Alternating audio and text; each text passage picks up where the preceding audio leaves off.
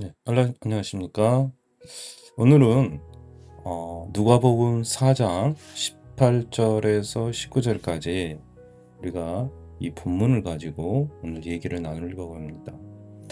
누가복음 4장 18에 19절에서는 예수님이 선포하신 그가 이 땅에 오신 목적과 사역을 깊이 이르는데 중요한 열쇠가 되는 겁니다. 그래서 이 구절은 예수님의 사역의 핵심을 요약한 선언이기도 합니다. 하나님 나라가 이 땅에 임하는 방식이라든지 사회적, 경제적, 영적 해방과 회복을 가져오는 방식에 대해 설명하는 것입니다. 오늘 잠시 본문을 먼저 읽겠습니다. 주의 성령이 내게 임하셨으니 이는 가난한 자에게 복음을 전하게 하시려고 내게 기름을 부으시고 나를 보내사 포로된 자에게 자유를 눈먼 자에게는 다시 보게 함을 전파하며 눌린 자를 자유케 하고 주의 은혜와 해를 전파하게 하심이라 하였더라. 그렇죠. 오늘 본문의 말씀에서 이 위치가 있죠. 우리 4장 18에서 19절의 위치는 누가복음 4장은 예수님의 공적 사역이 시작되는 중요한 장입니다. 그래서 4장에서는 예수님의 세례와 광야에서 시험을 다루고 있으며 또 이후 갈릴리에서 사역을 시작하게 됩니다. 이 시점에서 예수님은 이미 30세가 넘은 성인입니다. 그동안은 개인적인 삶과 준비를 마친 후 하나님의 사명을 받들어 공적인 사역에 들어가는 계기가 되는 겁니다. 그래서 예수님의 시작이 오늘 말씀의 선포를 통해서 시작하는 거죠. 주의 성령이 내게 임하셨으니 성령은 우리에게 굉장히 중요합니다. 이 교회 안에서 성령은 중요하죠. 우리가 예수 그리스도를 볼 수 있는 눈을 키워주는 게 누구예요? 성령님이십니다. 우린 삼일체 하나님을 믿죠. 하나님 아버지, 성자이신 예수 그리스도, 또 우리가 성령 하나님, 이 삼일체를 우리는 믿습니다. 왜 주의 성령이, 주의 영이 내게 임하느니 내게 임해야죠. 우리가 기도를 하든지 말씀을 보든지 우리가 세상 사람들과 많은 이웃들과 형제들과 접하는 것은요, 항상 우리가 영에 임해야 됩니다. 그러면 우리가 이 땅을 살면서 어떤 영에 이끌려 살 거냐 중요하죠. 그래서 누가복음 4장 18절에서 정확하게 얘기했습니다. 예수님조차도 주의 영이 임해야 한다고 말씀하십니다. 주의 영이 임하지 않으면 우리가 온전히 세상에 나아가서 일을 한다, 직장을 나간다, 직장에서 일을 한다든지 직장에서 또 삶을 이끌어가는지 우리 가족의 삶도 마찬가지예요. 가정에서도 하나님의 영이 항상 임해야 돼요. 이건 비단 크리스찬만 얘기하는 건 아닙니다. 여러분, 우리가 하루를 살면서 어떤 영에 이끌려 살까요? 진정 우리가 성령에 이끌려 살까요? 우리가 주의 영에 이끌려 살까요? 아니면 세상 영에 이끌려 살까요? 아니면 또 다른 영에 의해서 이끌림을 받는지 우리가 정확하게 분별을 해내야 됩니다. 그래서 우리는 아침에 시작할 때 주의 영이 내게 임하소서. 오늘 하루를 살아가는데, 내가 일을 시작하는데, 내 가족을 대하는데, 내 이웃을 대하는데 주의 영이 임해야 되는 것입니다. 예수님조차도 주의 영이 임하셨으니 그런 겁니다. 계속 가봅다. 이는 가난한 자에게 복음을 전하려 하다. 여러분, 예수님이 가난한 자에게 복음을 전합니다. 이 가난한 자는 어떤 자일까요? 제 자신도 될 수 있는 거고 여러분 자신도 될 수 있고 모든 이웃들을 다 말할 수가 있는 것입니다.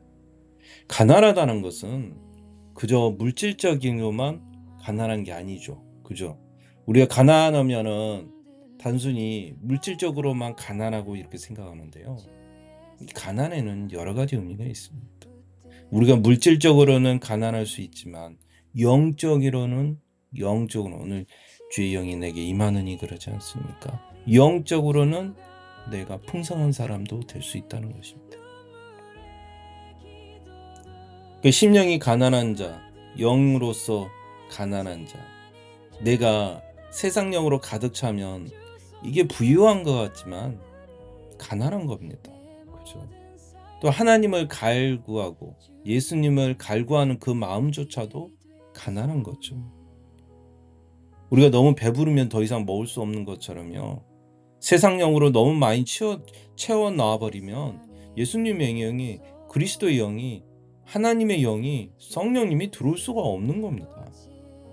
그래서 내 자신을 먼저 비우는 게 중요하죠. 가난한 자에게 복음을 전한다잖아요. 물론 물질적으로 가난한 사람도 있을 수도 있고요. 영적으로 갈급함을 구하는 가난한 자가 있을 수 있다는 겁니다.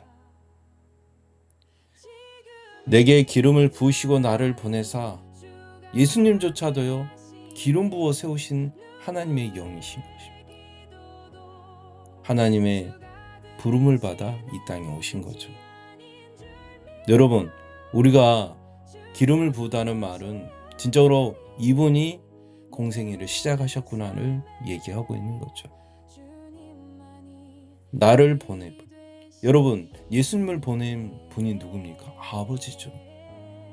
아버지가 그 아들을 보내신 것입니다. 뭐 때문에 보내셨습니까? 본문에서 말씀합니다. 포로된 자에게 자유를. 이 땅에 살면서 우리는 포로로 사는지도 모릅니다. 본인 스스로가 나는 포로된 자야. 나는 뭐에 구속되어 있는지 손으로 자기 자신을 구분하지 못할 때도 있습니다.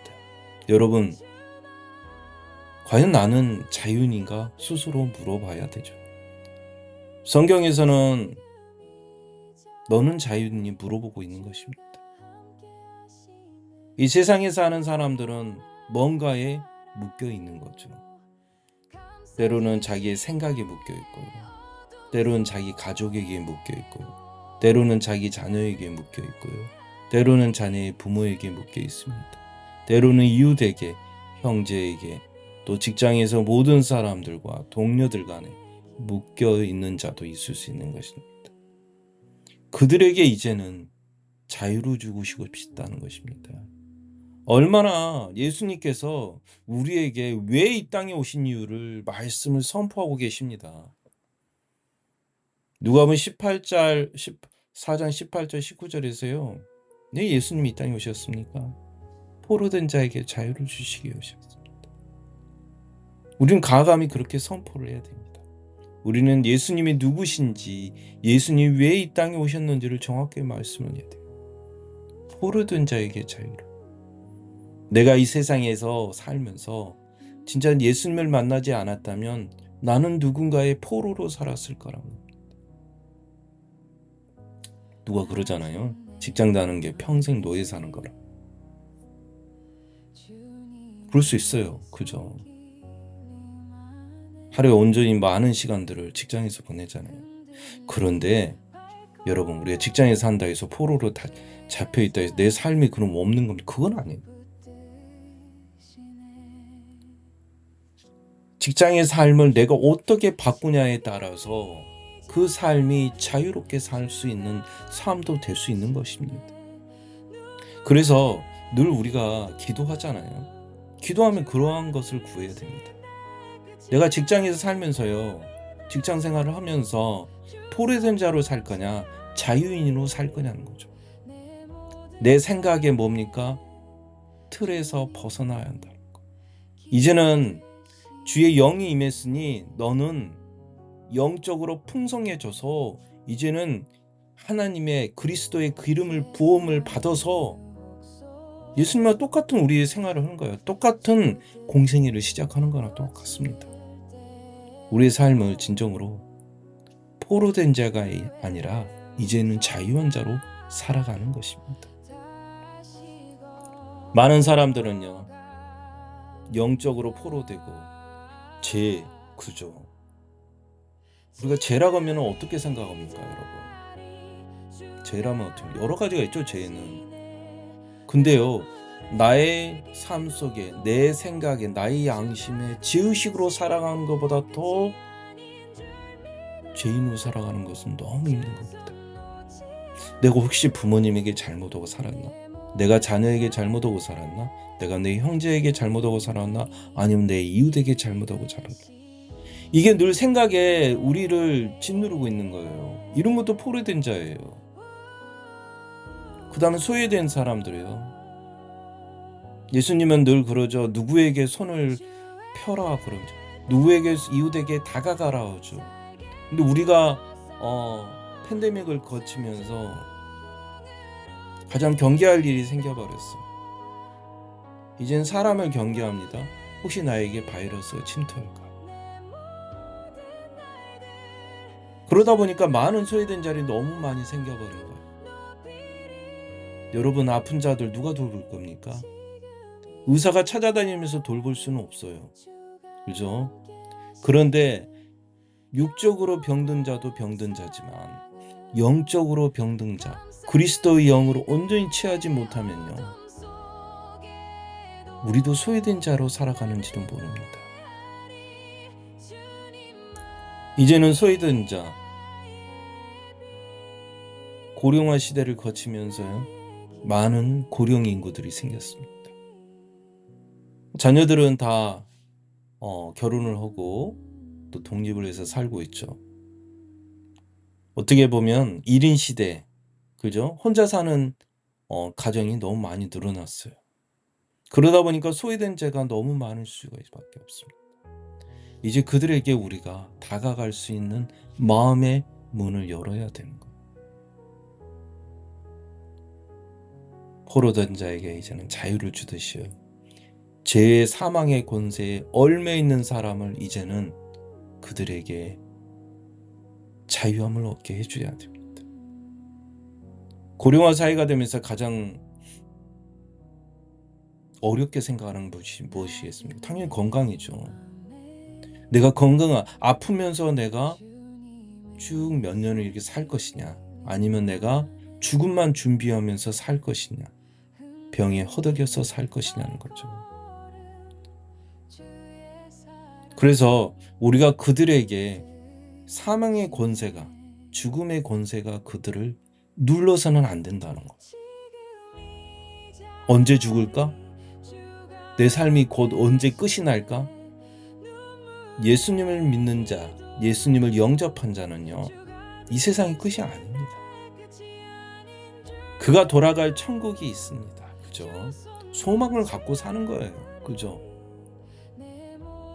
사망의 권세에서 얽매여 사는 것이 아니라요, 그가 이 땅에 살지만 자유함을 얻고 사는 거예요.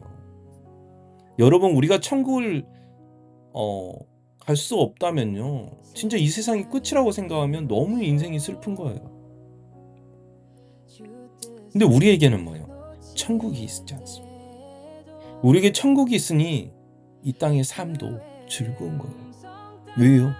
우리에게는 몸적으로, 육적으로는, 생활적으로는 힘들 수는 있지만 나에게 돌아갈 본향이 있다는 거예요. 그것이 천국인 것입니다. 때로는 가족에게 서운한 부분도 있고요, 이웃에게 서운한 부분도 있고, 내가 소외된 자로 살아갈 수 있는 그런 경우도 있어요. 때로는요, 악한 사람이 나에게 악을 행할 때도 있어요. 그러면 어떻게 됩니까? 나는 그거에 너무 슬퍼하는 거예요. 이웃이 나를 무시하는구나. 가족이 나를 무시하고, 세상 사람들이 나를 무시하구나 하는 그런 생각에 빠져버려요. 그러다 보면 내 삶이요, 너무 슬퍼지는 거예요. 그런데 우리에게는 포로된 자에게 자유함을 얻은 그리스도의 복음이 있어요. 또 눈먼 자에게 다시 보게 함. 여러분, 우리가 눈을 뜨고 있다 하지만요, 진정 세상을 바로 보는 자가 있을까요? 세상을 정의로 보는 사람이 있을까요? 세상을 자유롭게 살아가는 모습으로 보고 있느냐는 거죠. 여러분, 시력을 맞추기 위해서 안경을 쓰잖아요. 그죠? 우리에게 안경 같은 존재이신 바로 그리스도가 있으셔야 한다. 그래야 내가 온전히 바라볼 수 있는 거고 정확히 볼 수 있는 것입니다. 내가 세상을 살아가지만 진정으로 제대로 된 눈을 가지고 보지 못한다면요. 다 사람들이 병들어 있어도 아픔 같구나. 누가 이웃이 힘들어해도 그래 너는 물질이 없으니까 당연히 힘든 거야. 그러지 않죠. 물질이 있다고 해서 풍요로운 건 아닙니다. 물질이 없어도 내 마음의 영적인 삶은요 풍성해야 되는 거예요. 그죠? 가난한 자에게도 풍성함이 늘 있어야 돼요. 부유한 사람만 풍성함을 갖고 있는 자는 아니라는 거예요. 부유하다고 또 마음이 풍성한 건 아닙니다. 그걸 뺏길까 봐 두려워하는 사람들이 있을 수가 있는 거예요. 많이 가졌다고 마음이 편한 것이 아니고 적게만 가졌다고 해서 마음이 불편한 건 아니라는 겁니다. 지금 AI 시대에 살고 있잖아요. 이제는 벌써 AI 글래스, AI 안경도 나와요. 이제는 여러분이 보려고 하지 않아도요. 카메라로 찍고 이 안경을 통해서 세상의 모든 정보들을 쉽게 더 볼 수 있는 시대가 왔어요. 안경만 가지고 다녀도요. 핸드폰을 가지고 다니지 않아도 이제는 세상과 통화할 수 있고 소통할 수 있고 여러분이 늘 즐겨보는 유튜브도 안경을 쓰고 다니면서 계속 볼 수가 있는 거예요. 이러한 세상에 우리가 살고 있어요. 그런데 아무리 우리가 AI 글래스를 쓰고요. 스마트 글래스를 쓰더라도 또렷한 안경을 쓰더라도요. 우리가 영적인 어두운 눈을 가지고 있다면 보지 못하고 있는 거예요. 영적인 어둠이 뭡니까? 바로 우리가 그리스도의 영으로 임하여서 세상을 보지 못하는 겁니다. 왜 영이 임해야 됩니까? 예수님조차도 영이 임해야 복음을 선포하잖아요. 그 우리조차 피조물인 그리스도의 예수님의 하나님의 피조물인 우리가 감히 영이 임하지 않고 주의 영이 임하지 않았는데 감히 우리가 하루를 살아갈 수 있겠냐는 거.